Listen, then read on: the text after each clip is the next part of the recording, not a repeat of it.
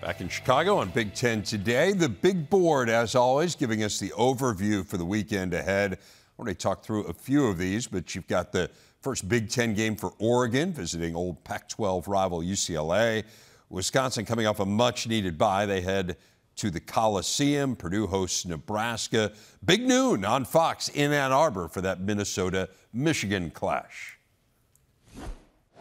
Fox Sports lead game analyst Joel Klatt joining the show now. And Joel, we always like to look back before we look ahead. You had a chance to see Ohio State in person last week. I know it's not the most competitive game or opponent against Marshall, but what was your biggest takeaway from watching the Buckeyes?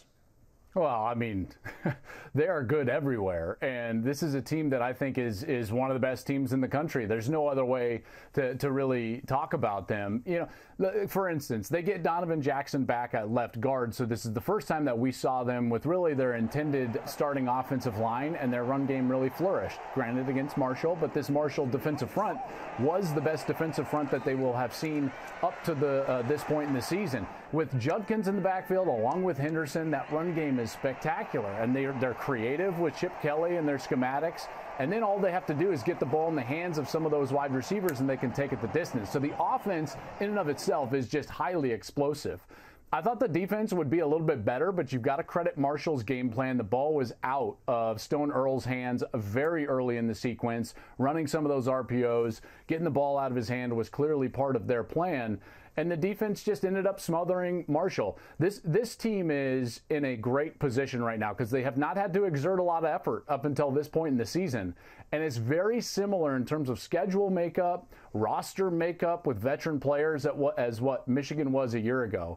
And I'm telling you, that's an advantage. Rev, when you're talking about a long season, not having to get yourself revved up for a true matchup game early in the season is going to pay dividends later in the season just because of freshness of players and the ability to have those guys ready to go. It hasn't been the toughest schedule. It'll be very different next year when they play Texas early on, as Michigan had to. And then Michigan lost that game against Texas, but comes out with a win against USC in a really hard-fought game.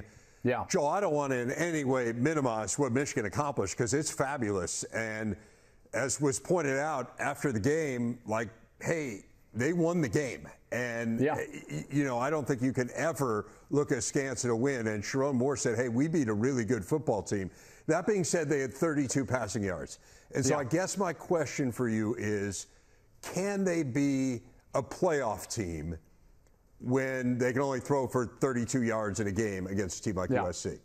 So I think both of these things can be true. I think that they can maximize their team's potential by playing within their philosophy and that ceiling be lower than we anticipated. I think both of those statements are true for Michigan. I do not know if they can go out there and be a playoff team because I think that they're going to have to beat either Oregon or Ohio State. And those two teams are just very talented. And I think that they're better at the line of scrimmage than what USC was.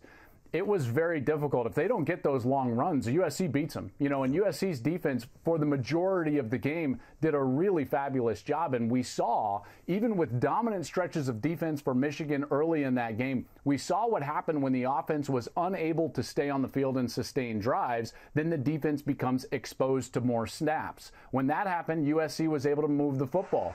The credit to Michigan is that they made the few plays necessary in order to win the game. The pick six by Will Johnson, Mullings the long run, obviously breaking a tackle and setting themselves up for the score. Those were crucial, and they shouldn't apologize. And Sharon Moore is right. They beat a really good team in USC, and they did it in a very unique fashion. But to suggest that they've got some sort of like extra gear that they can go to raise their ceiling, I think that's where I would say is a bit of a fallacy for the rest of the year. And teams do get better, and so we'll see whether or not. He hinted on Monday in his news conference that, hey, there are more things we can add to the pass game, and Well, and Colston Loveland didn't play in that game, absolutely. And he's certainly their best receiving threat on the outside. You would think that Orji would get much better throwing the football. And I'll just bring up for an example, this is the exact same conversation that we were having about Alabama last year when they lost to Texas early in the season. And we all thought, hey, can they really go to the playoff or win the SEC with Jalen Milroe at quarterback? And look what happened. They do win the SEC. They beat Georgia, and they're in the playoff with a 4th and goal in overtime to potentially tie Michigan, who won the national championship. So there is an opportunity for them to grow in the passing game and become something that right now we don't think they are. Hey, I want to ask you about a few other teams from the Big Ten, maybe that we weren't expecting to be towards the top or generating buzz or undefeated at this point in the season. Indiana is an obvious one. Illinois had a great win over Nebraska. Rutgers has been really good, went into Virginia Tech and won. Of those three, is there one that's impressed you the most? I think Illinois. You know, I don't want to minimize the other two because you're right. They're all great stories. But Reb, Illinois did it in an environment that I think is the most difficult against a team that we all thought a lot of in Nebraska and Dylan Raiola. Weeknight wins don't happen on the road, generally speaking. If you look at the history of college football, those weeknights, we used to do Thursday nights. We've done Friday nights. It's very difficult to go win on the road because generally those environments are all ramped up due to the nature of the unique night that it's being played. And that was certainly the case with Nebraska and their 400 sellout. And Illinois just went in there. They had a better game plan than Nebraska, and they out-executed them to end the game. If I'm Nebraska, I'm frustrated that we lose another game that we feel like we shouldn't have. Raiola missed a throw late. There were some things left on the table, certainly, for Nebraska. But I credit Illinois. That's why they would be the most impressive of those three. Think of it this way, too. Luke Altmaier has been terrific for them. And the fact that their defense looks a lot more like the 2022 version of their defense, to me, at least for the better part of the remainder of the year, looks like they've got some staying power.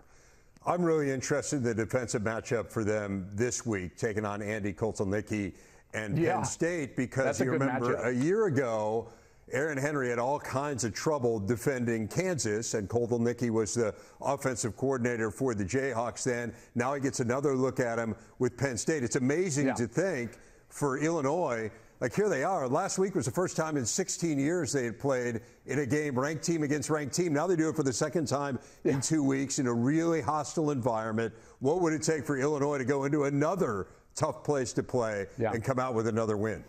Yeah, so Penn State's better than Nebraska, right? So, let's start with that premise right there. And then I want to touch on the first part of your question because you're absolutely accurate, and it's interesting and to understand maybe the reason why Andy Kotelnicki at Kansas had a lot of success against Aaron Henry, the defensive coordinator at Illinois, last year when Kansas played Illinois. It's due to the fact that Aaron Henry at his core is really a man defense principled coordinator. And that's what they want to run. That's the way that they built themselves in 2022. Ryan Walters was their coordinator. He gets the job at Purdue, and Aaron Henry wants to be that style of defense. Well, when you go against an offensive coordinator that is going to shift and move and then cross as much as a guy like Andy Kotelnicki will do, that becomes problematic. And what happens is that you will break down and lose contain. And when they lose players, Penn State is going to have to capitalize. I do think it's going to be difficult, but that's why Andy Kotelnicki had success against Aaron Henry a year ago. The environment, I think, is going to be very difficult, although Luke Altmaier and that offense handled the Nebraska environment just fine. I thought it was fascinating that James Franklin called for whiteout energy. He understands that this is not the whiteout game, but he's like, I want that whiteout energy this week because this is a very good opponent. I like Penn State in this game. There's something about this team. They've fixed what we wanted them to fix. Rev, think about it, right? We wanted them to be more explosive on offense. Well, they've done that. And the run game has really benefited. We wanted Drew Aller to be a more threatening quarterback as it relates to throwing the ball down the field. Guess what? He's 5th in college football in air yards per attempt. So the very things that we wanted them to change and fix from a year ago, they're doing that. And because of that, I like them in this game. It'll be interesting to see their defense against Luke Altmaier, because the defense hasn't quite been at the level of last year. That's a really, really high bar and maybe an unfair bar. But Illinois is pretty good, as you said. So we'll see on the other side of the ball. You guys have Minnesota and Michigan, Little Brown Jug. The Gophers struggled to stop the run last week against Iowa. And now you get Michigan. We've already outlined the degree to which they relied on the run game against USC. Do you see this just being a game where Michigan tries to run it until Minnesota proves they can stop it? Well, the first thing I did is look at flights that left at like 3 o'clock. You'll get out of there quick. This game might be like an hour and a half long.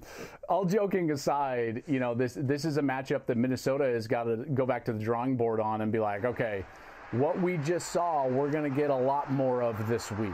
You know, if Michigan is a different and maybe a better version of Iowa, because both of the teams are going to struggle trying to threaten you down the field, which means you can play heavy run defense, and yet both offenses are going to force you to be perfect in your run defensive structure, because they're going to continue to probe and test and play fundamentally sound and play aggressive, and their offensive line gets off the ball and they can double team and they've got tight ends and they're going to pull and they're going to smash. Like last week, USC did a great job outside of about 4 or 5 runs, right? And look what happened. They lose the game. And now you're going in, if you're Minnesota, in a game where you've got to be perfect every single time, because Michigan is going to test them 40, 45, 50 times. And they better be ready for it. They better buckle it up, because Caleb Johnson was phenomenal in that game. And so in this game, Khalil Mullings and Donovan Edwards, they might have a field day. So Minnesota's got to correct some of those issues up front. Excited to watch that one. Big noon coming your way on Saturday with Joel and Gus and Jenny. Should be fabulous. Always appreciate your time. Thanks, Joel. You bet, man. Absolutely.